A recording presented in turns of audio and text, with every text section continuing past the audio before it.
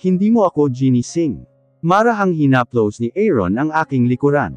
Katatapos ko lang maligo. Nakasuot na ako ng undies, at kasalukuyang nagpapahid ng lotion sa aking mga hita.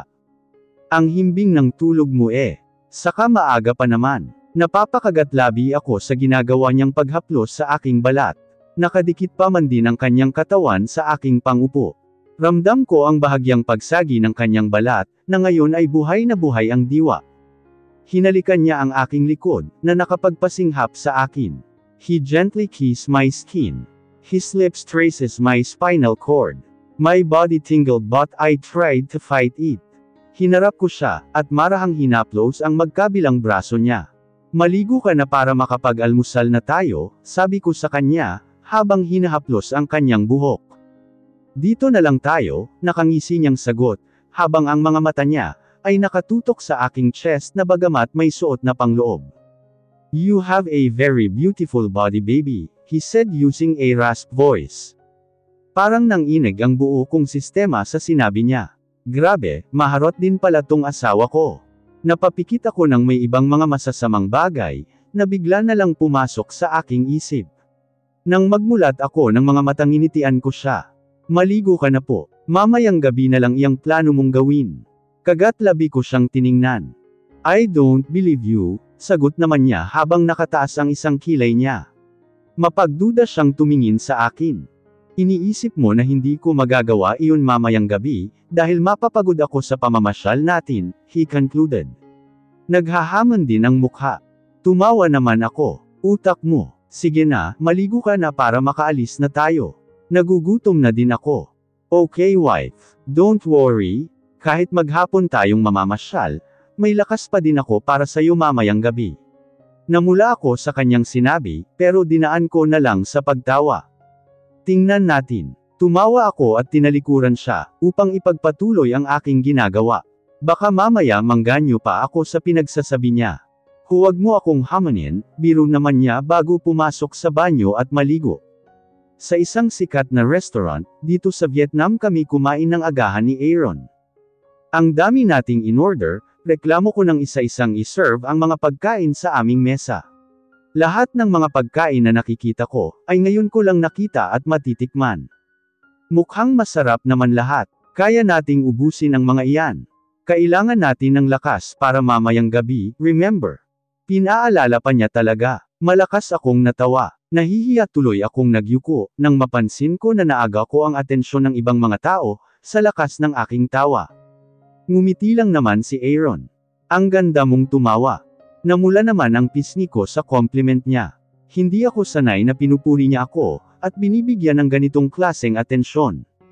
Fluttered. Tumaas ang magkabilang sulok ng kanyang labi. Hindi lang ako sanay na ganito ka sa akin. Thank you, Aaron. Tumayo siya at basta na lang akong ginawaran ng halik sa labi. Aaron, ang galing mo talaga. Paano pa ako aahon nito? Busog na busog ako. Halos hindi na ako makahinga sa kabusugan, kaya nagpasya kami na magpababa muna ng kinain, bago lumabas sa restaurant, at gawin ang nasa itinerary namin ngayong araw. Tataba ako nito, bulong ko habang hinihimas ang aking tiyan, at nakatingin sa mga pinagkainan namin. Maganda ka pa din naman kahit tumaba ka. Ngumiwi ako. Di mas lalong hindi mo na ako magustuhan, kapag tumaba ako. Hindi magustuhan. Pag-uulit niya. Oo, ginagawa ko nga lahat ng paraan, para magustuhan mo ako, tapos patatabain mo pa ako. Tumawa siya. Sino ang may sabi na hindi kita gusto? Sinabi mo na gusto mo ako. Napatanga ako. Nakangisi niya akong pinagmasdan, pero hindi niya sinagot ang aking sinabi. Oy, sumagot ka. Gusto mo na ako. Sumimangot ako nang hindi pa din siya sumagot. Kung hindi, tingin mo kasama kita ngayon. Sagot niya nang mapansin niya na naiinis na ako sa pambibitin niya. Talaga, nabuhayan naman ako ng loob. Hindi na siya sumagot. Pinisil lang niya ang ilong ko. Natutuwa ako sa nalaman ko, kaso hindi ko magawang maligayahan ng lubos. May takot pa din sa aking dibdib. Dahil ang lahat ng ito, ay pansamantala lamang. At kung hanggang kailan, hindi ko din alam. After 30 minutes, nag-aya na siyang umalis. Magbanyo muna ako, paalam ko. Nagpunta ako sa banyo, at naghugas muna ng aking kamay. Napatingin ako sa saradong cubicle, nang may marinig ako na umiiyak. Kinilabutan pa ako ng una, dahil unang pumasok sa isip ko, ay ang mga kaganapan sa mga horror movies. Bahagya kong sinilip ang paa ng tao na nasa cubicle. Nakasuot siya ng high-cut na Converse shoes. Mukhang hindi naman siya multo. Hanggang sa matapos akong umiiyak pa din siya. Hindi ganoon kalakas ang iyak, iyong iyak ng isang babaeng may pinagdadaanan, at pilit na lumalaban. Tipong pinanghihinaan, pero pilit na nagpapakatatag. Ganyan ako noon. Madalas umiiyak gabi-gabi sa banyo, kapag tulog na si Aaron. Nagpahid ako ng lipstick sa labi, at nang isasara ko na ang aking bag, lumabas mula sa cubicle ang babae na umiiyak.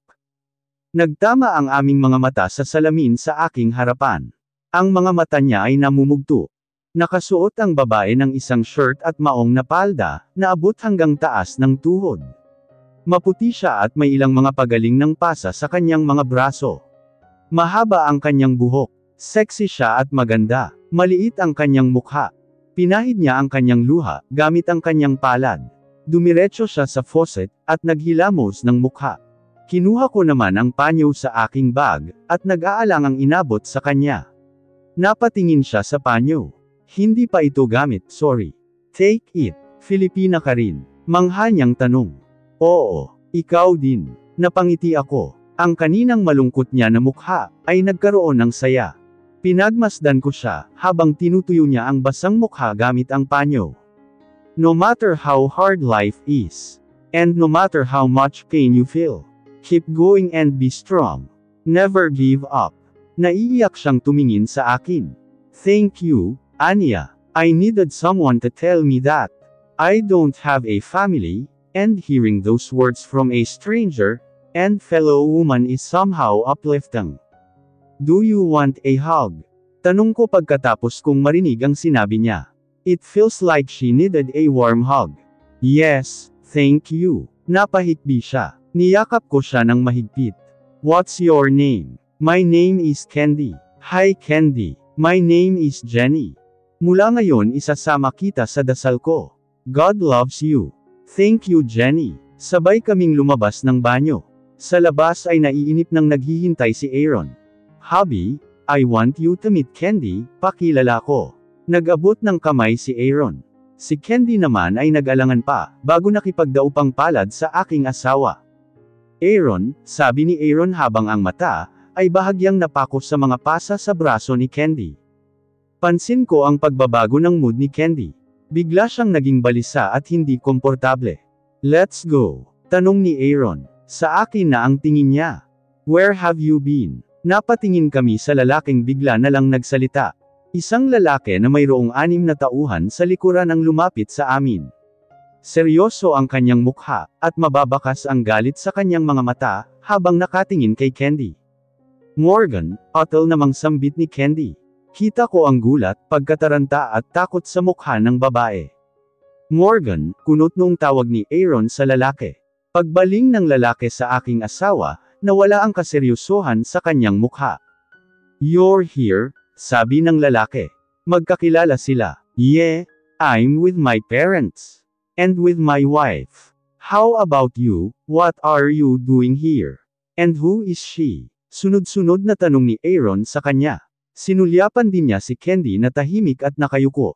Nice to meet you, sabi ni Morgan sa akin, at nag-abot ng kamay. Para bang iniwasan niyang sagutin ang tanong ni Aaron sa kanya. Nakipagkamay ako. My wife Jenny, Morgan Reeves, one of my friends, pagpakilala ni Aaron sa amin. Kagaya ni Aaron, gwapo din ang lalaki. Malaki ang katawan, at mas matangkad ng 2 pulgada kay Aaron. And who is she? Tanong ulit ni Aaron. Candy, a friend, kasual na sagot ni Morgan. Nagtaas ng kilay si Aaron. Para bang hindi ito naniniwala sa sinabi ng kaibigan niya. Friend, parang hindi din ako naniniwala na kaibigan niya ito. We got to go now, palem ni Morgan. Muli na namang naging seryoso ang mukha. Tiningnan niya at tinanguan si Candy. Nice meeting you Candy. Sana magkita pa ulit tayo, pahabol ko kay Candy. Ngiti at tangulang ang sagot ni Candy sa akin, bago sila sabay na lumabas ni Morgan sa restaurant. Sobrang yaman ba ng kaibigan mo na iyon? Tanong ko kay Aaron nang makita ko ang napakaraming tauhan ni Morgan sa labas. 4 na SUV ang dala nila. Sa isa sumakay sina Morgan at Candy. At sa 3 SUV naman sumakay ang mga unipormadong tauhan niya. Sobrang dami niyang bodyguard. Tamad namang sagot ni Aaron. Mas mayaman pa sa'yo. Manghakong tanong. Yup. Wow. Anas ko habang nakatingin sa papalayong sasakyan. Inis na tumingin si Aaron sa akin. Bakit? Are you interested in him? Tanong niya out of nowhere. Ano? Pero tinaasan lang niya ako ng kilay. Ito naman, para nagtanong lang eh. Naku Aaron, don't tell me nagseselos ka. Magpapaparty talaga ako kung oo. Hindi nagbago ang reaksyon niya.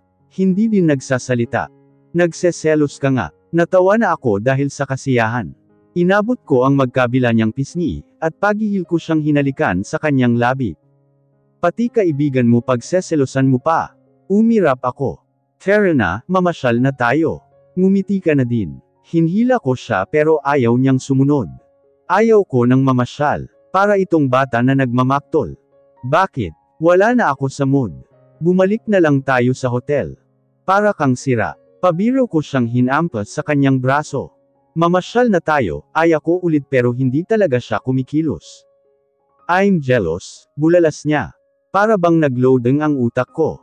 Sa huli, inikutan ko siya ng mga mata, at pigil ko ang sarili na mapabungisngis. Talaga, ang isang Aaron na napakailap, nagseselos. Parang pumalakpak ang tenga ko sa narinig. Selos na selos. Wala namang dapat pagselosan. Hinhila ko ang kamay niya pero hindi pa din siya kumikilos. Ang lakas ng tupak. I'm jealous and napamaang ako sa sinabi niya. Wala akong nagawa kung hindi ang sumunod sa gusto ni Aaron, na bumalik na kami sa hotel.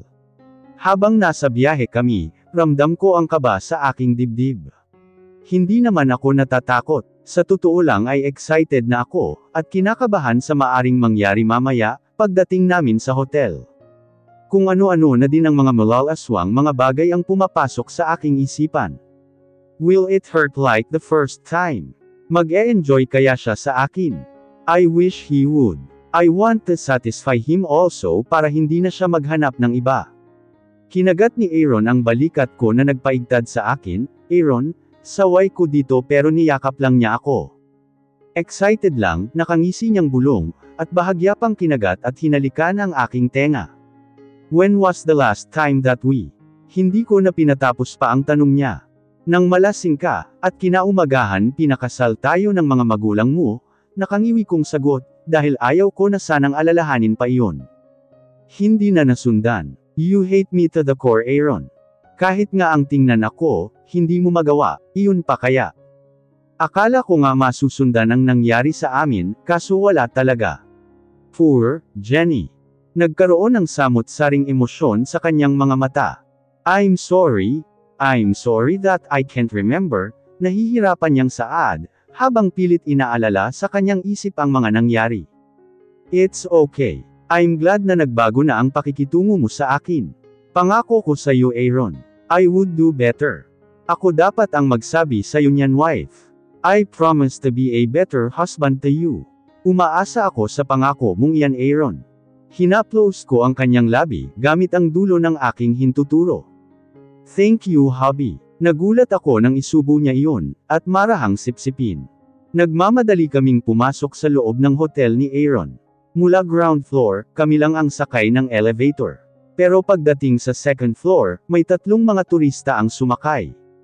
Pumwesto kami sa likod, dahil nasa 20th floor pa naman ang room namin. Habang pataas ng pataas ang elevator, pababa naman ng pababa ang kamay ni Aaron. Mula sa pagkakaakbay ay bumaba ito hanggang sa aking pangupo.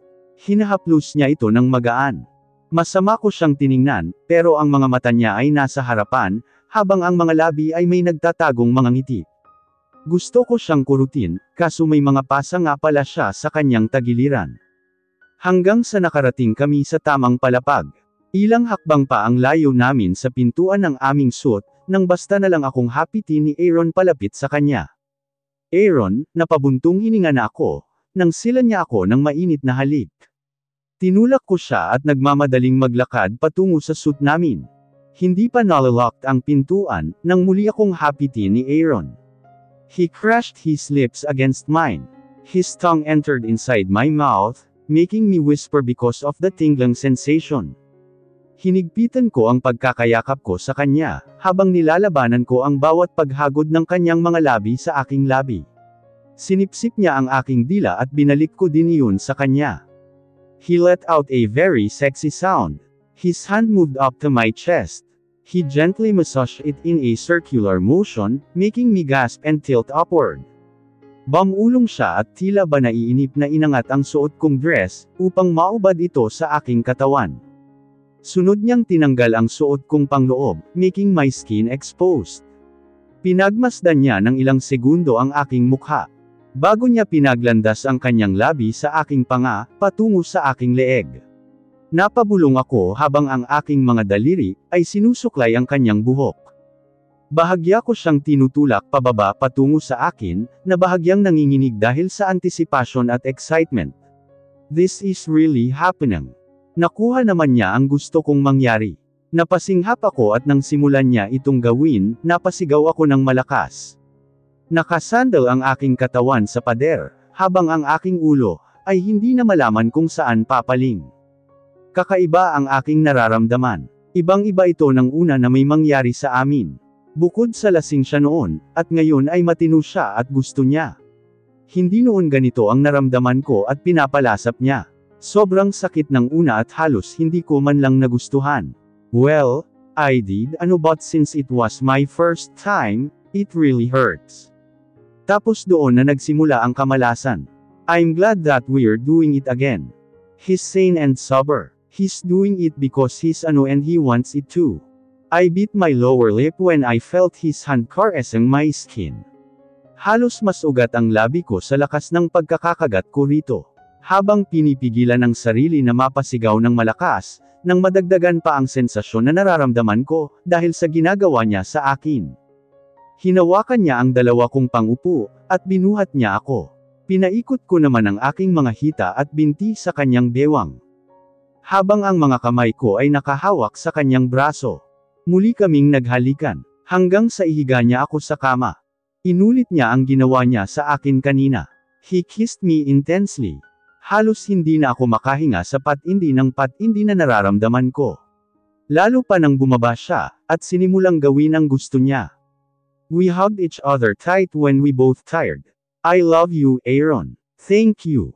Niluwagan niya ang pagkakayakap sa akin, at pinagmasdan lang ako, habang ang isang kilay ay salubong. Thank you. For what? Seryosong tanong niya. For the very intense love. Tumawa siya at pinisil ang tungki ng aking ilong. You're welcome. Napabungisngis kaming dalawa. Sumakit ang katawan ko. Nakangiwi niyang reklamo, makaraan ang ilang sandali. Iyan na nga ba ang sinasabi ko? Ikaw kasi Marahan ko siyang tinutulak upang umalis na siya, nang makahiga na siya pero hinalikan niya ako sa labi. Come on, let's clean up. I want in the jacuzzi. Sabi mo masakit ang katawan mo. Sa susunod na linggo na ulit ang next, sabi ko naman. What? Tinatanggihan mo ang asawa mo. Mahina ko siyang tinampal. Hindi ka pa po magaling. Hindi ako magaling. Are you not satisfied? Nayayamot ko siyang tiningnan. Bahala ka nga, hindi ako magaling. Ulit niyang tanong. Natawa ako. Magaling. Nag-init ang pisngi ko sa aking sinabi. Siya kasi Ngumisi siya. Then, let's do it again. Pasaway ka talaga. Mamaya na lang ulit. Mamayang gabi o sa madaling araw na. Magpahinga ka muna at baka mabinat ka. Ang talas ng nguso niya, pero hindi naman na nakipagtalo pa. Ang laki na talaga ng pinagbago niya. At nakakagulat ang pagbabago niyang ito. Hindi ako sanay. Pero sana ganito na lang siya. At kahit ilang rounds pa siguro iyan sa isang araw, ayos lang basta huwag na siyang bumalik sa dati.